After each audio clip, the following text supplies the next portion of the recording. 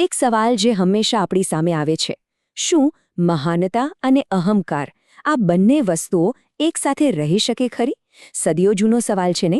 તો ચાલો આજે સચ્ચા સંત અહંકાર સે પરે નામની આ વાર્તા દ્વારા નમ્રતાનો સાચો અર્થ શું છે એ શોધીએ અને આ સવાલનો જવાબ મેળવવાની કોશિશ કરીએ. આજે આપણે જે વાત કરવાના છીએ એ વિચાર ક્રાંતિ દૂત સ્ટોરી યુટ્યુબ ચેનલ પર પ્રસ્તુત સચિત્ર બાલકથાઓ પરથી લેવામાં આવી છે.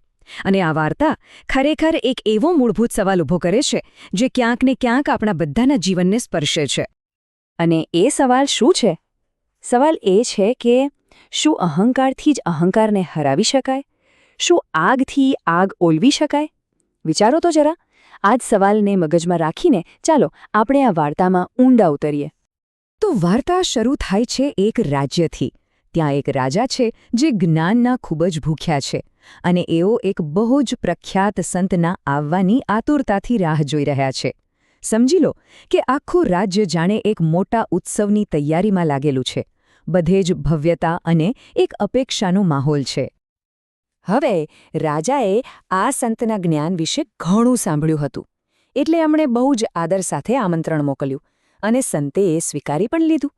રાજાનો ઈરાદો એકદમ સાફ હતો. જ્ઞાની વ્યક્તિનું જેટલું બને એટલું મોટું સન્માન કરવું, અને આ સન્માન બતાવવા માટે શું કર્યું? રસ્તા પર કિંમતીમાં કિંમતી ગાલીચા પાથરી દીધા. પણ અહીં એક સવાલ થાય છે, શું સન્માન એટલે હંમેશા આવી ભૌતિક ભવ્યતા જ? પણ જેવું હંમેશા વાર્તાઓમાં થાય છે, અહીં એક ટ્વિસ્ટ આવે છે. એકદમ અણધાર્યો વળાંક. સંતનું આગમન રાજાએ જે વિચાર્યું હતું એનાથી બિલકુલ અલગ જ હતું. અને ત્યાં જે દ્રશ્ય બન્યું એ જોઈને તો બધા આશ્ચર્યચકિત થઈ ગયા. અહીંયા જાણે બે અલગ અલગ દુનિયા ટકરાઈ રહી હતી. જુઓ, એક બાજુ રાજા છે જે પોતાના આદરને ભવ્યતા અને શુદ્ધતાથી બતાવવા માંગે છે, અને બીજી બાજુ એ સંતનું કામ, જે પહેલી નજરે તો અપમાનજનક અને ગંદકી ફેલાવનારું લાગે.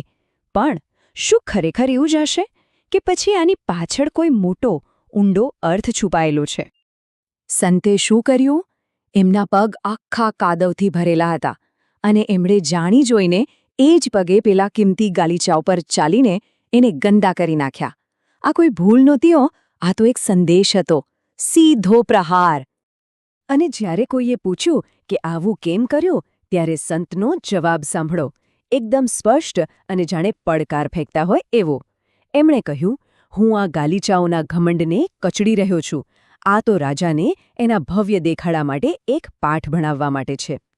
એમનો ઈરાદો એકદમ સ્પષ્ટ હતો, રાજાના અહંકાર પર સીધો વાર કરવો. ચાલો, તો સંતે તો પોતાની ચાલ ચાલી દીધી, પણ હવે વારો હતો રાજાનો. અને રાજાના મોઢેથી નીકળેલો એક નાનકડો સાદો સવાલ આખી ગેમ બદલી નાખવાનો હતો. સંતના આટલા કડક શબ્દો સાંભળ્યા પછી પણ રાજાને ગુસ્સો ના આવ્યો, જરા પણ નહીં. એ તો એકદમ શાંતિ અને નમ્રતાથી બોલ્યા, અને એમણે એક એવો સવાલ પૂછ્યો જે જાણે તીરની જેમ સીધો સંતના દિલમાં જઈને વાગ્યો. સવાલ હતો, ભગવાન, ઘમંડથી ઘમંડને કેવી રીતે હરાવી શકાય? રાજાનો આ સવાલ, અને બસ બધું જ શાંત, જાણે સમય થંભી ગયો હોય. એ ચૂપકીદીમાં કોઈ શબ્દો નહોતા, પણ એક બહુ જ ઊંડો અહેસાસ હતો. એક એવો આત્મબોધ જેણે સંતને અંદરથી હલાવી દીધા. રાજાના એક સવાલે સંતના અહંકારનો જે કિલ્લો હતો ને એને તોડી પાડ્યો.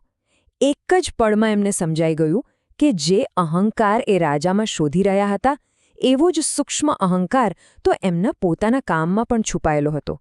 બીજાને શીખવાડવા ગયા અને પોતે જ અસલી પાઠ ભૂલી ગયા હતા. તો આ શાંતિની પળોમાં સંતના મનમાં શું ચાલ્યું હશે? ચાલો જોઈએ. સૌથી પહેલાં એમણે પોતાની નાની પણ મહત્વની ભૂલને સ્વીકારી. પછી એમને અહેસાસ થયો કે ભલે એમનો ઈરાદો સારો હતો, પણ એની પાછળ ક્યાંક હું જ્ઞાની છું એવો અહંકાર પણ હતો. અને છેલ્લે એક સાચા જ્ઞાનીની જેમ એમણે તરત જ પોતાની ભૂલ સુધારવા માટે ત્યાંથી પાછા વળવાનો નિર્ણય લઈ લીધો. અને સંતનું આ જે અહેસાસ છે એ જ આપણને વાર્તાના સૌથી ઊંડા અને અંતિમ શીખ તરફ લઈ જાય છે. તો પછી સવાલ એ છે કે સાચો સંત ખરેખર કોને કહેવાય? તો આ વાર્તા આપણને શું શીખવે છે? સાચો સંત કોણ છે? એ નથી જેની પાસે બહુ બધું જ્ઞાન હોય. સાચો સંત તો એ છે જે પોતાના જ્ઞાન, પોતાની તપસ્યા કે પછી પોતાના સારા કામોના અહંકારથી પણ ઉપર ઉઠી ગયો હોય. સાચી આધ્યાત્મિકતા એટલે અહંકારને ઓગાળી દેવો, એનું પ્રદર્શન કરવું નહીં. અહીં સાચા સંતના લક્ષણો એકદમ સ્પષ્ટ રીતે બતાવ્યા છે. એમનામાં ગર્વ નથી હોતો, તેઓ પોતાના જ્ઞાન કે શક્તિઓનો દેખાડો નથી કરતા. એમના માટે સારા કામો દેખાડવાની વસ્તુ નથી, એ તો એમનો સ્વભાવ છે. એમનું તો બસ એક જ લક્ષ્ય હોય છે, દુઃખી લોકોની કોઈ પણ સ્વાર્થ વગર સેવા કરવી. એટલે કે ફોકસ સેવા પર છે, દેખાડા પર નહીં. આખી વાર્તાનો પહેલો અને સૌથી દમદાર બોધપાઠ, મહાન બનવા માટે અહંકારને છોડવો પડે છે. આ એક એવી વાત છે જે ક્યારે નહીં બદલાય. નમ્રતાનું મહત્વ આનાથી વધુ સારી રીતે ન સમજાવી શકાય. અને આખી વાર્તાનો નિચોડ, એનો સાર બસ આ એક જ વાક્યમાં છે. સાચો સંત પ્રદર્શન નહીં, સેવા કરે છે. બસ આ જ તો ફરક છે સાચી નમ્રતા અને દેખાડાની મહાનતા વચ્ચે. હવે આ વાર્તા આપણને બધાને એક સવાલ પૂછે છે. આપણે આપણા જીવનમાં જે કંઈ પણ કરીએ છીએ એની પાછળનો ઈરાદો શું હોય છે? શું આપણે પ્રદર્શન કરી રહ્યા છીએ બીજા લોકોની વાહવાહી મેળવવા માટે, કે પછી એ સાચી સેવા છે, કોઈ પણ અપેક્ષા વગરનું કામ? આ સવાલનો જે પણ જવાબ આપણે આપણી જાતને આપીશું એ જ આપણી આધ્યાત્મિક સફરની દિશા નક્કી કરશે.